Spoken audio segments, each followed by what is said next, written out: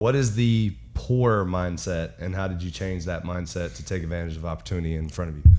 P.O.O.R mindset is big. I remember learning it very early on because I was one that had P.O.O.R mindset. When we talk about P.O.O.R, it's not P.O.O.R, in terms of money. It means P.O.O.R, P-O-O-R, means passing over opportunities repeatedly.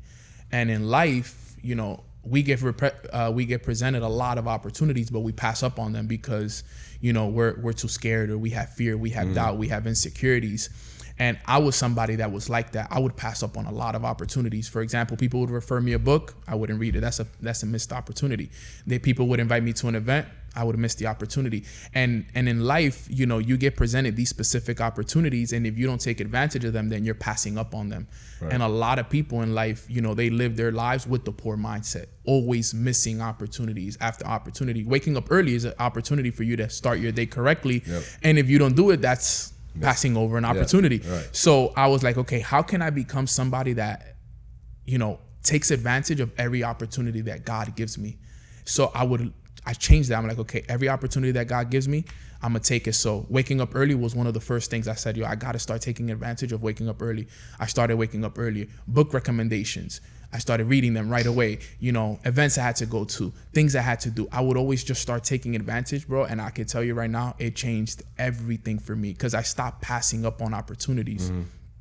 And when I wasn't, because I wasn't passing up on opportunities, now I was taking advantage of all my opportunities, which caused me to learn, meet new people. It helped me grow my awareness, grow my consciousness, and it just elevated me incredibly. But the P.O.O.R mindset is something that a lot of people need to change in life because it holds them back so much. And I think most of the time people do not take advantage of opportunity because they put a price on the opportunity. Mm-hmm. So they say, oh, what am I getting paid? Or what's in it for me? What's in it for me? Yeah. Instead of just the experience and what could come from it, Mm-hmm. And there's so many people that just need to act, try, do, just be active, try, go, do it. Just do it. Commit first, figure it out later. I live by that. Yeah, say that again. That's a good one. Commit first, figure it out later. Yeah, so, that's what I do. That's my whole life. My whole life. Yeah. My whole life has been,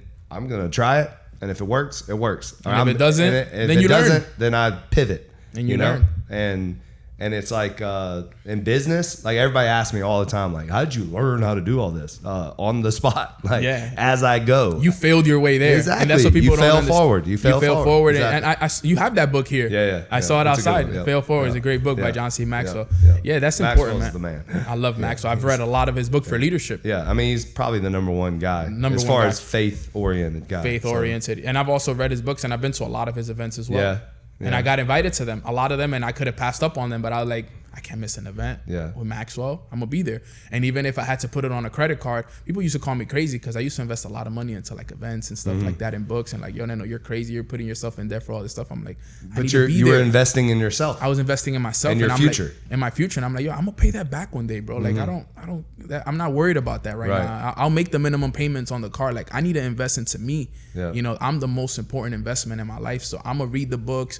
Bro, I remember I used to go to events dressed in like jeans. Like if I was in the hood and I'm like, nah, bro, I need to go get some suits. I need to dress like I want to be dressed. Fake it till you make it. And I was broke at these events. Yeah. Broke as you could ever imagine, bro. But I was showing up in a nice suit. And now because I'm in a nice suit, bro, I'm getting compliments everywhere. I'm being addressed differently at the events. I'm attracting the right people because now I'm dressed the right way. So I invested into that, and that was something that was super important for me as well. Like I was willing to invest back into myself, but because I believed that I was going to be that person one day. Even though I wasn't there now, I knew that one day I would get there. So I was investing into the person that I was going to be in the future. And God willingly, he allowed me to become that person, and I was able to pay all that back, and it worked out in my favor. But that it goes back into the belief. You had to believe. I'm sure you had to believe that you were going to be able to do all of this. If not, it would have never happened. Yeah.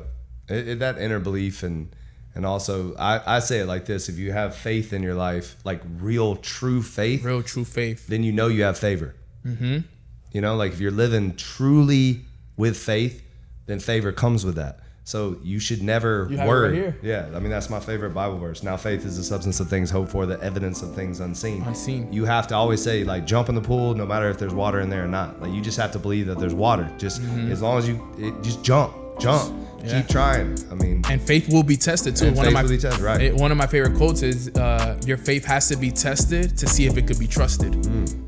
You know, and I'm sure your faith has been tested a lot throughout the years to see if it could trust it. Exactly. So now you were trusted, and now look, boom, God blesses you with all these amazing things that you have today, and that's how it works.